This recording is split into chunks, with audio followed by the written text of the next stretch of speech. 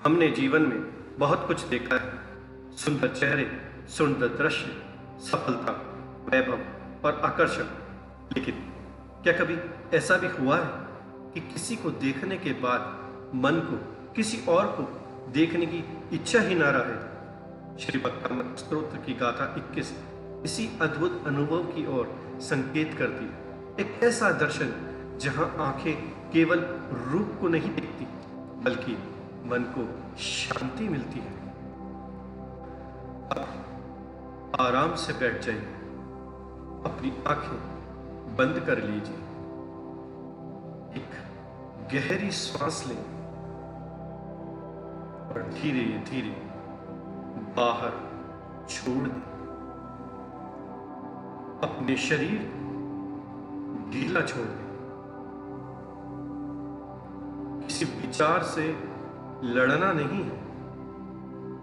मन जहां जाना चाहता है उसे जाने दें और फिर धीरे अपना ध्यान भगवान आदिनाथ के शांत वीतराग स्वरूप पर ले आए। मेरे साथ गाथा 21 को दोहराएं।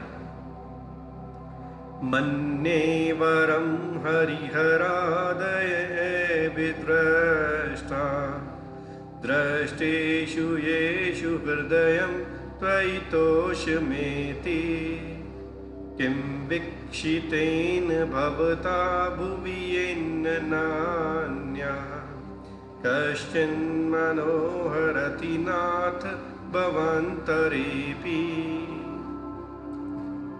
हे नाथ, मैं तो ये मानता हूं कि हर आदमी महान देवताओं को देख लेना भी अच्छा है, यदि उन्हें देखने के बाद हृदय आपके दर्शन से संतुष्ट हो जाए।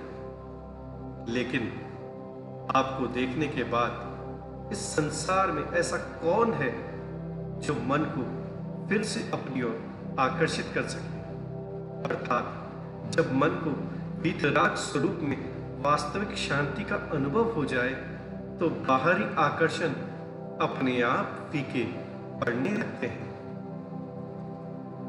हम अक्सर आकर्षण को खुशी समझ लेते हैं। कोई सुंदर वस्तु दिखाई दी, मन आकर्षित हुआ। कोई प्रशंसा मिली, मन प्रसन्न हुआ। कोई इच्छा पूरी हुई, मन खुश हुआ। लेकिन यह खुशी कितने देर रहती है? कुछ समय बाद मन फिर किसी नई चीज की तलाश करने लगता है, क्योंकि आकर्षण मन को पकड़ता है, लेकिन वीतरागता मन को मुक्त करती है। भगवान आदिनाथ का स्वरूप केवल देखने के लिए सुंदर नहीं है। उनकी सबसे बड़ी सुंदरता है उनका वीतराग भाव। न किसी के प्रति राग, न किसी के प्रति द्वेष, न पाने की इच्छा, न खोने का भय, बस पूर्ण शांति।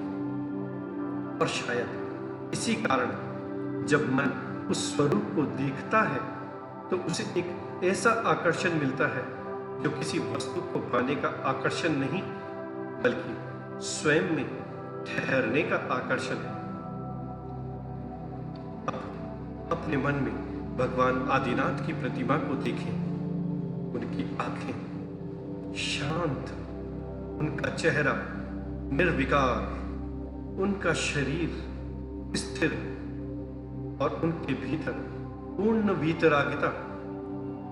अब स्वयं से कुछ पाने की इच्छा न करें, बस उस शांति को देखें।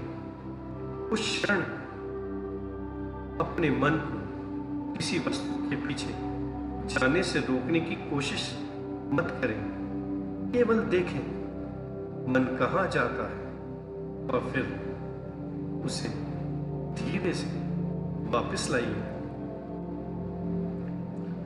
अपनी श्वास को सहज रखें, मन को शांत करें।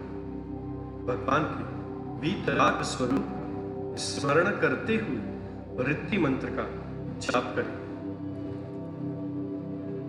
ओम ह्रीं अर्हं नमो पण्णसम्णाणं ज्रों ज्रों नमः।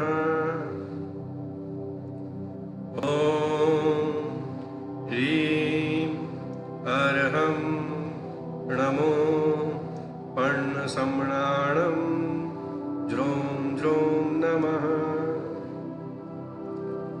ओम ह्रीं अर्हं नमो पण्णसम्णाणं ज्रों ज्रों नमः।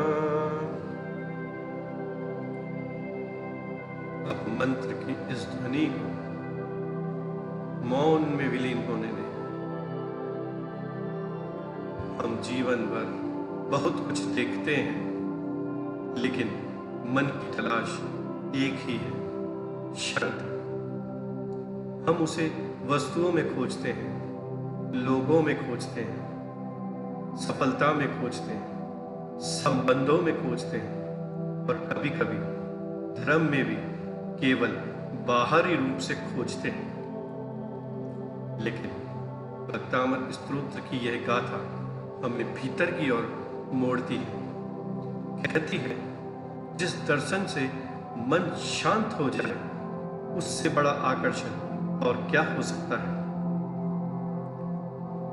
आज स्वयं से पूछिए, मुझे वास्तव में क्या आकर्षित करता है?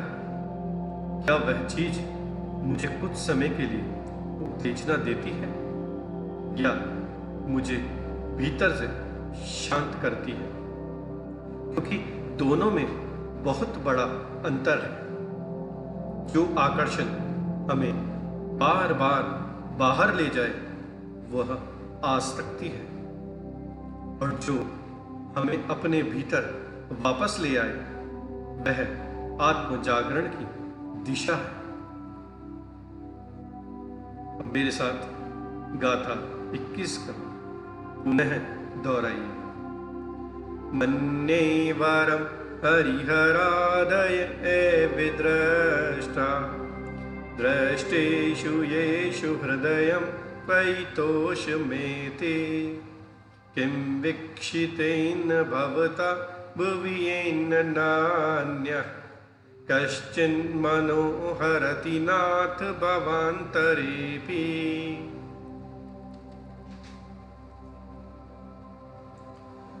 सुंदरता बहुत देखी जा सकती है, आकर्षण बहुत मिल सकते हैं, लेकिन जिस दर्शन से मन ठहर जाए, उसका मूल्य अलग होता है।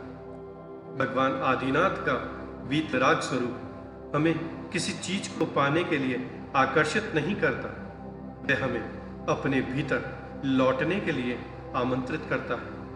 और शायद यही इस गाथा की सबसे सुंदर संदेश है। बाहर बहुत कुछ देखने के बाद भी एक दिन मन भीतर देखना चाहता है। वहीं जहां कोई आकर्षण नहीं, कोई द्वेष नहीं, कोई मांग नहीं, केवल शांति। भगवान आदिनाथ के वीतराग चरणों कोटिश नमन। नमो अर्यंताणम। जिस दर्शन से मन को शांति मिल जाए, उससे बड़ा आकर्षण और क्या है।